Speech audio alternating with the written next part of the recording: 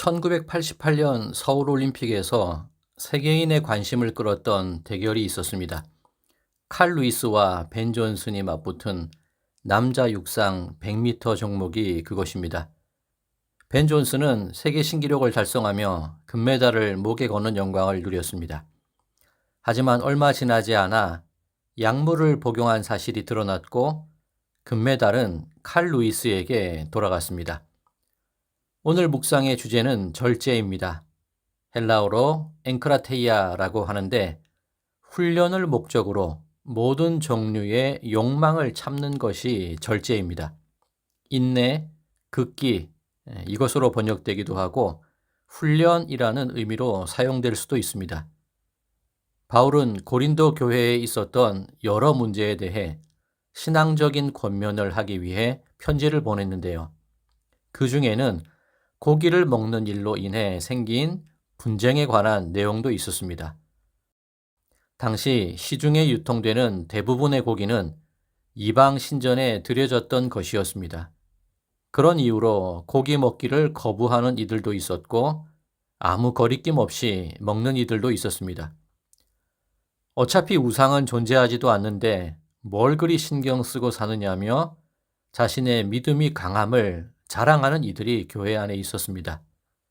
맞는 말이긴 한데 그 일로 믿음이 연약한 자들을 타박하니 그것이 문제가 되었던 것이죠. 이에 대해 바울은 연약한 자들을 위해 스스로의 자유를 기꺼이 버릴 수 있어야 한다고 권면합니다. 바울 자신은 율법에 대해 자유함을 얻었고 율법에 속박되지 않을 수 있지만 여전히 율법에 매여 살고 있는 이들이 있다면 기꺼이 자신도 율법 아래에 있는 사람처럼 살아갈 수 있다고 고백합니다. 율법 없이 사는 사람을 구원하기 위해서라면 바울 자신도 율법 없이 살아가는 것처럼 행동할 수 있다고 말합니다. 물론 거리낌 없이 아무렇게나 행동하겠다는 의미는 아니겠지요. 약한 자를 위해서라면 그 자리에 함께 앉아 있겠다는 고백입니다. 바울은 신분상 자유인이지만 사람들을 구원하는 일을 위해서 기꺼이 복음의 종, 그리스도의 종이 되었다고 고백합니다. 바울은 스스로 강하다고 여기는 사람들에게 정말 중요한 것이 무엇이냐고 질문합니다.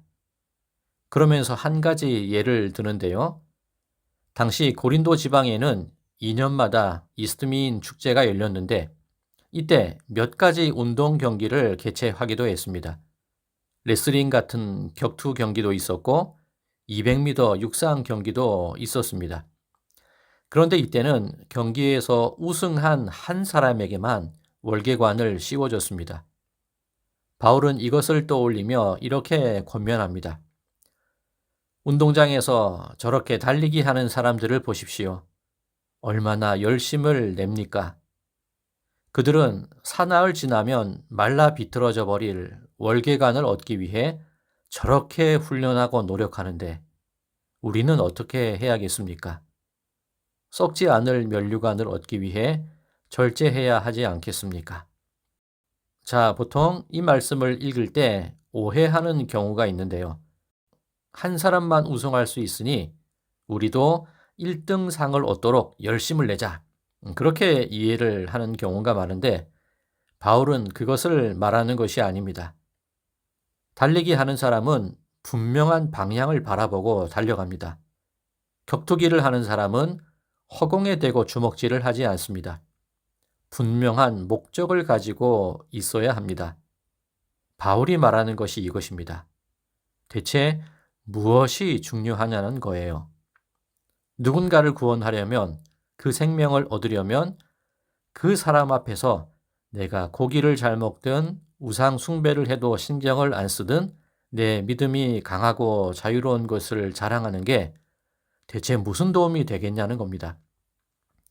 영혼 구원이라는 분명한 목적을 바라보고 내 용기와 내 자랑과 내 자유함을 자제하고 참아낼 수 있는 절제가 필요하다는 것입니다. 벤 존슨이 한순간의 영광을 위해 금지된 약물을 복용했을 때 그 결과는 금메달도 빼앗겼고 선수 생명도 끝이 나는 것이었습니다. 지금 내가 강한 것을 자랑하지 말라는 겁니다. 한순간의 으쓱함은 얻을지 몰라도 그 일로 상처받고 교회를 떠나는 이가 생긴다면 그 책임을 자기 자신이 져야 하지 않겠느냐는 겁니다. 올바른 신앙의 관계 맺음을 위해서라면 내 자랑거리도 내려놓고 스스로의 자유를 제한하고 종이 된 것처럼 그렇게 행동하는 것, 이것이 절제입니다. 사순절 33번째 날입니다. 예수님은 신의 자격과 지위를 버리고 종의 모습으로 이 땅에 오셨습니다. 그리고 기꺼이 죽임 당하심을 통해 우리에게 자유함을 누리게 해주셨습니다. 예수님의 절제가 나에게 생명으로 열매 맺게 된 것입니다.